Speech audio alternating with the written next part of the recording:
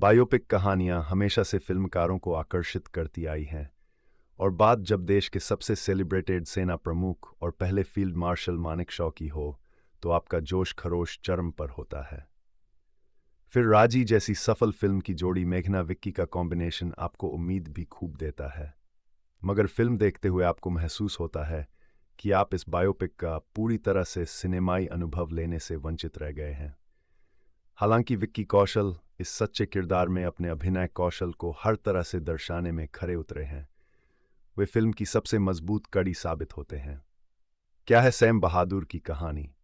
कहानी की शुरुआत होती है मानेकशॉ विक्की कौशल के जन्म से, जहां उसके माता पिता उसका एक अलग नाम रखना चाहते थे। उसके बाद स्थिति डू में भारतीय सैन्य अकादमी देहरादून के पहले दल में शामिल होने से लेकर देश के पहले फील्ड मार्शल के पद तक पहुंचते हुए कहानी कई उतार चढ़ावों से गुजरती है। मानेकशॉ की जवानी की शरारतों से लेकर युद्ध के मैदान में शूरता का प्रदर्शन करने तक कहानी कई कालखंडों में विभाजित की गई है। सैम और याह्या खान, जीशान अयूब खान, बंटवारे से पहले भारतीय फौज का हिस्सा थे। दोनों के बीच गहरा याराना भी था। विभाजन के बाद याह्या पाकिस्तान की सेना का हिस्सा बने। हालांकि मोहम्मद अली जिन्ना ने मानेकशॉ के सामने पाकिस्तानी सेना का हिस्सा बनने की पेशकश भी करते हैं, मगर मानेकशॉ हिंदुस्तान को चुनते हैं। इंदिरा और मानेकशॉ के बीच वैचारिक मतभेद की कहानी। कहानी के पहले हिस्से को सैम की निजी जिंदगी से भी बुना गया है, जहां उनकी शादी सिल्लू सानिया मल्होत्रा से होती है। उन्हें सेना के अंदर की राजनीति का शिकार भी होना पड़ता है, उन पर केस चलाया जाता है। साथ ही सैम को दूसरे विश्व युद्ध में भाग लेते हुए भी दिखाया गया है। यहाँ हमें यह देखने भी मिलता है कि पंडित जवाहरलाल नेहरू नीरज भी सैम की बहादुरी और दूरदर्शिता के कायल थे। दूसरे भाग में कहानी में इंदिरा गांधी फातिमा सनाक का आगमन होता है। इंदिरा और मानेकशॉ के बीच वैचारिक मतभेद भी है, मगर अंततः मानेकशॉ उन पर भी अपना प्रभाव छोड़ने में कामयाब होते हैं।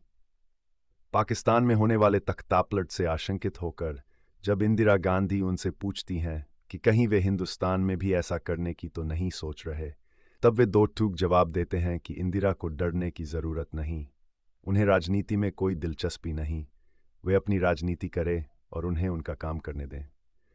1970 में बांग्लादेश को पाकिस्तान से आज़ादने की लड़ाई के दौरान इंदिरा चाहती हैं कि मानेकशॉ मार्च में धावा बोल दें, मगर वे बेबाक होकर मना करते हुए कहते हैं कि अभी उनकी सेना युद्ध के लिए तैयार नहीं है। वे 5 दिसंबर की तारीख देकर युद्ध की तैयारी के लिए वक्त मांगते हैं।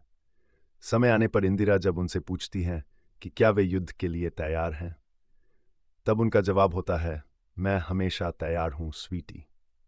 सैम बहादुर का सेकंड हाफ बेहतर तलवार और राजी जैसी चर्चित और सफल फिल्मों की निर्देशक मेघना गुलजार ने बायोपिक के लिहाज से करारा विषय और विक्की कौशल के रूप में दमदार अभिनेता को चुना।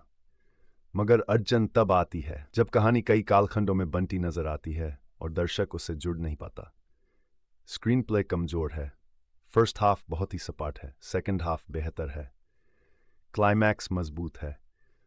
फिल्म को डॉक्यू ड्रामा के अंदाज में दर्शाया गया है। फिल्म के कई दृश्य रोचक बन पड़े हैं, जैसे गोरखा रेजिमेंट के साथ सैम की बात, अपने रसोइये के साथ उनका रिश्ता, इंदिरा गांधी के साथ चुटीले पल। मगर फिल्म टुकड़ों टुकड़ों में मनोरंजन कर पाती है।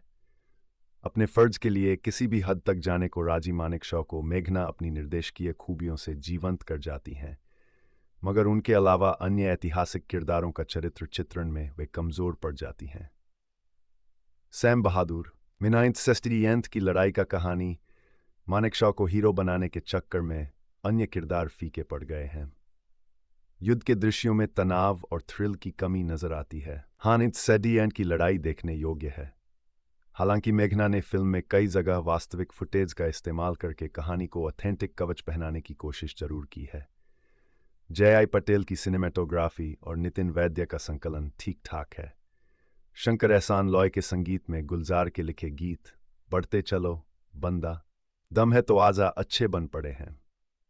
मानेकशॉ के किरदार में जंज गए विक्की कौशल स्पष्ट है कि ये हर तरह से विक्की कौशल की फिल्म है, और उन्होंने मानेकशॉ के चरित्र में जिस तरह का अंदाज दिखाया है वो आपको मोहित किए बिना नहीं रहता। किरदार में उनका बॉडी लैंग्वेज, संवाद अदायगी और चरित्र के लिए हद पार वाला समर्पण पर्दे पर साफ नजर आता है।